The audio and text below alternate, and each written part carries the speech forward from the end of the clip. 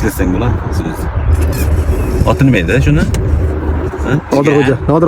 Nodirxo'ja, jigar. Akalar, mana shunday chiroyli 12 uchun like bosishim esdan chiqmasin. Es, nima degani o'zi? Bilganlar kommentariyga yozib bersin. Atak mashinani jindisi, obzorkasi. Nomerlari ham bitta tema. Atak ulargacha qo'lni ustanovka qilib aytib qo'yilgan. Mashinani 2023-yilda ishlab chiqarilgan, holati ideal darajada. Даже bakoylarigacha mana bunaqa karbon qilib qo'yilgan. 100 talik tonirovka ruxsati bilan mashinani olish kerak, minish kerak.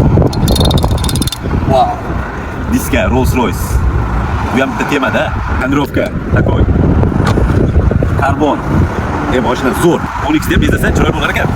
12 da bagaj juda keng bo'ladi. Atak bunda metan qo'yib bagaj toraytirib tashlaydi. Lekin 12 ga metan ham kerak emas. 4 litr benzin yeydi.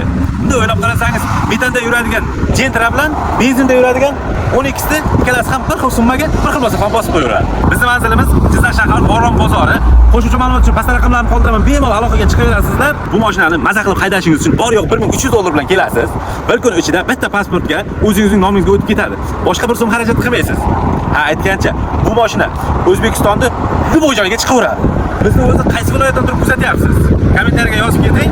Like, podpiska esdan chiqmasin. Bu videoni astagina 12 so'raganlarga uchiraverasiz.